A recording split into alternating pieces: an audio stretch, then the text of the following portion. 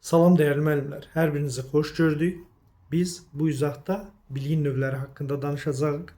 Deklarativ bilik məlumat xarakterli biliklərdir. Deklarativ bilik dedikdə məlumat xarakterli bilikləri nəzərdə tuturuq. Və bunlar hafizəyə əsaslanan biliklərdir. Hafizə bütün fənlərlə bağlı əzbərimizdə, yaddaşımızda olan məlumatlardır. Məsələn, Azərbaycan dilində hər hansı bir tərifi soruşuruq. Falan isim nəyə deyilir, feil nəyə deyilir, sifət nəyə deyilir, ismin neçə halı var, feilin zamanları hansılardır. Bunlar üçün biz hər hansı bir emal prosesindən keçmirik. Hazır şəkildə olan məlumatları deyirik. Tarixdə falan döyüş neçənci ildə olub, dövlətin əsasını kim qoyub, bu kimi məlumatlar. Bunlar da hər biri aid olacaq faktoloji biliyə. Dövlət və yaxud əsası kim qoyub dediyi illəri soruşduq, xronologiyanı soruşduq, əzbər bilir və bizə məlumat verir. Digər tərəfdən, digər fənlərlə bağlı da bütün terminlərin tərifləri, əzbər biliklər, məsələn, axarlı göl hansıdır, axarsız göl hansıdır, bu kimi suallar çıxacaq qarşınıza. Bunlar hər biri əzbər biliyidir, əzbər hafizəmizdə olan məlumatlardır ki, bunları da biz öyrənəcəyik deklarativ bilikdə. Təbii gördüyümüz kimi deklarativ bilik məlumat xarakterlidir. Hafizəyə əsaslanır, terminoloji və spesifik olmaqla iki yerə bölünəcək. Terminoloji bilik və spesifik bilik. Terminoloji bilik nədir? Terminoloji bilik termin və onun təriflərini özündə əks etdirir. Termin nümunə olaraq yazıram heraldika. Heraldika nədir? Nədir? Artıq mən bunu dedikdə heraldika termininin tərifini deyir. Bu bir fənlə bağlı olan və o fənnin mütəxəssisləri tərəfindən işlədilən söz və onun tərifini soruşdum. Yalnız bu əzbər bilikdir. İzahını istəmədim. Sadəcə heraldika nədir dedim. Və yaxud bundan əvvəl dediyimiz isim nədir, ofort nədir, başqa fənlərlə bağlı olsun, trayektoriya nədir, aksioma nədir, bu kimi bütün fənlərlə bağlı olan sözlər və onun tərifləri, feil nədir, sifət nədir və s. Bunlar olacaq termin və onun tərifi ilə bağlı. Terminoloji bilik bu həmin fənlə bağlı ümumi məlumatlardır. Spesifik isə fənlə bağlı daha xüsusi, daha spesifik məlumatları əhatə edir. Məsələn, biz soruşa bilərik ki, uşaqlardan isim nədir? Bu termin və onun tərifi. Bir də soruşuram ki, ismin neçə halı var? İsmin içərisində bir nüansa toxundum burada. Neçə halı var? Tərif ümumi anlayış, termin, neçə halı var? Termin deyil. Tarixdə və yaxud sual verdi ki, filan döyüş neçənci ildə olub? Ədəbiyyatda dedik, filan əsərin müəllifi kimdir? Azərbaycan dili olsun, kimya, fizika olsun, yəni hər biri ilə bağlı filan düstur, filan məsələn, düstur hansıdır? Əzbər deyir düsturu. Tətbiqin, izahın heç bir şeyini demir. Sadəcə əzbər deyir bizə. Bu kimi məlumatlar da olacaq spesifik. Azərbaycanın paytaxtı haradır?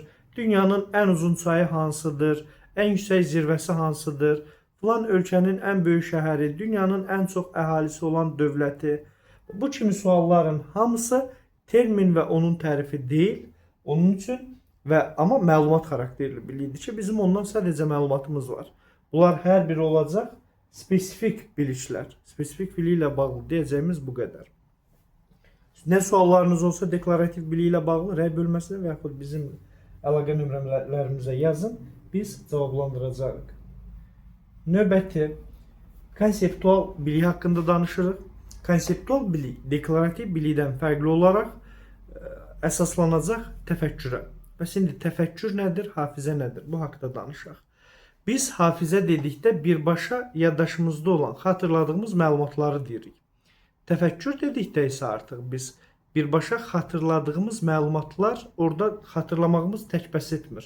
Təbii bizim hafizəmizdə olan informasiya lazımdır. Amma o informasiyaları əlaqələndirməyimiz, ümumiləşdirməyimiz, müqayisə etməyimiz və s.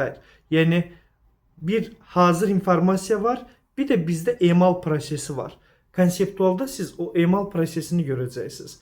Emal prosesi təfəkkür prosesidir. Çünki təfəkkür hafizədən daha mürəkkəb idraki prosesdir. Və o emal olunmanı burada görəcəksiniz. Məsələn, konseptual bilikdə ilk öncə bunu yadda saxlayın ki, konseptual bilik nə üçün sualı ilə bağlıdır, nə üçün. nə üçün sualı ilə bağlı olur? Təfəkkürə əsaslanır nümunə olaraq. Mən faktoloji biliklərim var artıq, əzbər bilirəm. Filan dövlətin yaranması, filan dövlətin yaranması, filan hökmdarın daxili siyasəti, xarici siyasəti, başqa bir hökmdarın daxili və ya xarici siyasəti. Bu məlumatları bilirəm. Hə, indi mən konseptual biliyə görə onları qarşılaşdırıb, məsələn, müqayisə apara bilərəm. Müqayisə etmək, bunları özünüz üçün qeyd edirsiniz. Bir, müqayisə etmək. Bu emal prosesi donsuz bilik növləri içərisində bunda olacaq. Müqayisə etmək, fərqləndirmək, oxşar fərqli xüsusiyyətləri demək, ümumiləşdirmək, qruplaşdırmaq, təsnif etmək, kateqoriyalarına ayırmaq. Bunların hamısını özümüz üçün yazırıq. Nəyinsə əhəmiyyət və yaxud mahiyyətini anlamaq. Məsələn, mən sizə sual verirəm ki, hər hansı bir şeirin atalar sözünü olduğu kimi de, əzbər deyir. Bu xatırlamaqdır. İndi bir də belə bir sual verirəm. Onun mahiyyətini açıqla. O əzbər bilmək bəs etmir. Onun üçün hökmən anlama prosesindən keçməlidir. Təfəkkür daha mürəkkəb bir idraki prosesindən keçməlidir ki, onun mahiyyətini anlasın və açıqlaya bilsin. Ona görə də mahiyyət və əhəmiyyətin anlanması, mahiyyəti və yaxud əhəmiyyəti anlamaq konseptual biliyə aiddir. Konseptual bilik ilə bağlı müəyyən kateqoriyalar veriləcək. Təbii bunlar hafizəyə əsaslanan məlumatlarda əzbərliyin özünüz üçün təsnifat və kateqoriyalar var. Prinsip və ümumiləşdirmələr var. Deyirsiniz, prinsiplər, ümumiləşdirmələr, nəzəriyyələr, modellər və strukturlar var. Bunların hər biri konseptual bilik. Prosedural bilik. Prosedural bilik nədir? Prosedural bilik hər hansı bir fəaliyyətin icrası qaydasını bilməkdir. Yəni mən hər hansı bir fəaliyyətin necə icra olunduğunu bilirəmsə, bu prosedural biliyə sahib olmağım deməkdir. Bəs yalnız onu bilmək bəs edirmi? Yəni onu icra etməsəm də mi prosedural biliyim var? Yadda saxlayaq ki, prosedural biliyi bilmək bəs eləyir, çünki bunlar bilikdir. Mən amma fəaliyyətin icrası yolunu bilirəm. İndi biz deklarativ və ya faktoloji bilik ilə bağlı danışdıqda dedik ki, hafizəyə əsaslanır. Prosedural bilik də mi hafizəyə əsaslanır? Bəli. Burada da hafizə olacaq. Çünki biz prosesin icrası yolunu əzbər bilə bilirik. Aradakı fərq nədir? Bu fəaliyyətin necə icra olunmasını bilməkdir. Məsələn, riyaziyyatda hər hansı bir məsələnin hansı ardıcıllıqla həll olunduğunu bilir. Prosedural biliyə sahibdir. Avtomobilin necə hərəkətə gətiriləcəyi ardıcıllığını bilir. Prosedural biliyə sahibdir. Yeməyin necə bişiriləcəyini bilir. Məsələn, diş işin, ilməyin necə atılacağını bilir. Necə sualların deyirik. Konseptualda nə üçün dedik? Burada necə deyirik. Və onları icra etməsə də, sadəcə necə icra olunduğunu bilsə də prosedural biliyi var. Məsələn, mən yeməyi bişirməyin yolunu bilirəm. Prosedural biliyim var. Hə, yeməyi bişirərkən bunu yandırdım. Yeməyi bişirərkən çox da ləzzətli bişirmədim. O başqa. Yolunu bilirəm. Davamlı tətbiq edərək avtomatikləşdirə bilərəm. Amma tətbiq etməsəm də bilirəmsə, deməli prosedural biliyim var.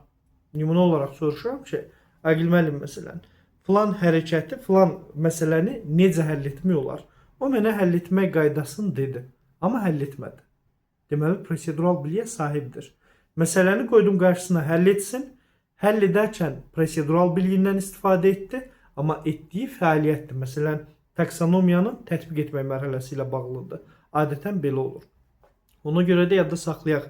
Prosedural bilik fəaliyyətin icrası yolunu bilməkdir. Və biz prosedural bilikdə öyrənəcəyimiz əsas məsələlər, məsələn, açar söz kimi yadda saxlasaq, hər hansı bir metodu bilmək, amma metakognitiv biliklə qarışdırmadan metakognitiv bilik ilə bağlı danışacaq. Metod, üsul, yol, addım qarşımıza çıxa bilər. Məsələn, problemin həllinin hansı addımlardan ibarət olduğunu bilir. Bu əslində metod, üsul, texnika mənasına gəlir. Nəysə algoritmini bilmək, ardıcıl icra olunma qaydasını bilmək, yolunu bilmək, bunların hər biri prosedural biliklə bağlıdır. Ağlımızda tutduğumuz, gördüyümüz, məsələn, biz mağazaya daxil oluruq, arabayla birinci bölmələri gəzirik, alış-verişimizi edirik, ondan sonra gedirik, kassada ödənişimizi edirik və oradan çıxırıq. Bu bir prosesdir. Mən o prosesi əksinə yerinə yetirmirəm, hər kəs eyni yerinə yetirir. Məsələn, birinci kassaya pul verib sonra bölmələri gəzmirik. Birinci gəzirik, alış-verişimizi eləyib, sonra gəlirik ora. Bu olacaq bizim üçün prosedural, hər hansı bir prosesin necə icra olunduğunu bilmək. Prosedural bilik. Prosedural biliklə bağlı bütün fənlərdə nümunələr göstərmək mümkündür. Yəni fəaliyyətin icrası yolunu bilmək. Məsələn, fotosintez prosesinin necə baş verdiyini bilir. Olur. Yağışın əmələ gəlmə prosesini bilir. Məsələnin həlli yolunu bilir. Bunların hamısı bir prosesdir. Laboratoriyada filan məhlulun alınma metodunu bilir. Bilməsi bəs eləyir. İcra edir, təbii icra edərkən o bilikdən istifadə edir, o fəaliyyətdə amma. Hansı biliyindən istifadə edir, o zaman prosedural deyirik. Amma yolunu bilirsə, prosedural biliyə sahibdir. Bu olacaq bizim üçün prosedural bilik ilə bağlı. Təbii bir çox fəndən çıxa bilər qarşınıza. Azərbaycan dilində fonetik təhlil edə bilir, leksik təhlil edə bilir. Adətən fonetik, leksik, burada sintaktik təhlil, qrammatik, morfoloji təhlil birbaşa adlar yazılmaz. Məsələn, sözü tərkibinə görə təhlil edir. Söhbət nədən gedir? Fonetik təhlildən. Deməli, fonetik təhlil prosedural bilikdir. Buradan yadda saxlayırsınız. Əsas 2 məqama toxunduq burada. Bir, tətbiq olunmasa da formalaşır. Davamlı tətbiq olduqda avtomatikləşir, vərdiş halını alır. Prosedural bilik ilə bağlı bunu dedik. Növbəti biliyimizin növbəti növü olacaq. Metakognitiv. Metakognitiv bilik dedikdə isə biz şəxsin özü ilə bağlı məlumatlılığını nəzərdə tuturuq. Şəxsin özü ilə bağlı məlumatlılığı hər birimizin özümüzlə bağlı, özümüzü daha yaxşı necə tanıyırıq? Üstün xüsusiyyətlərimiz, zəif cəhətlərimizi bilməyimiz, hədəf müəyyənləşdirməyimiz, özümüz üçün plan qurmağımız və s. Metakognitiv bilik 3 kateqoriyada izah edirik. Özü haqqında məlumatlılıqdır. İlk öncə bunu bilək. Yalnız özü ilə bağlı. Yəni mən sual verdikdə Agil özü ilə bağlı məlumat verirsə, bu metakognitiv biliyə sahib olması deməkdir. Bu idraki fəaliyyətlə bağlı məlumatlılıqdır və bunu belə yadda saxlayın. İdraki fəaliyyətimiz təfəkkür prosesi olsun. Bax, burada ancaq özümüzlə bağlı ama. Bu mücərrəd bilikdir. Abstrakt bilikdir. Qarşımıza çıxacaq. Bax, bunları qeyd edirik. Abstrakt bilikdir, mücərrəd bilikdir. Abstrakt təfəkkür təbii keçirilib artıq. Mahiyyətini bilirik, onun haqqında geniş danışmırıq. O artıq digər izahımızda var. Amma abstrakt bilikdir, strateji bilikdir. Dedik ki biz, bəs qarşımıza məqsəd qoymağımız, hədəf müəyyənləşdirməyimiz və s. Bunlar hamısı strateji bilikdir və metakognitiv bilik ilə bağlıdır. Tutaq ki, mən tarixdə böyük məlumatları, iri mətnləri daha yaxşı necə yadda saxlayıram? Özüm üçün bunu bilirəm ki, mən bu yolla daha yaxşı yadda saxlayıram. Bəs deyirsiniz ki, yadda saxlamanın hansı yolları var? Mən sayıram, filan yolları var. Bu prosedural biliyə sahib olmaqdır. Deyirəm, amma bu yol mənim üçün ən rahatıdır. Özüm üçün düzgün olanı bilirəmsə, bu metakognitivdir. Yəni metod sözünü gördük, ancaq prosedural demirsiniz. Mən deyirəm ki, mənim üçün ən uyğun metod budur.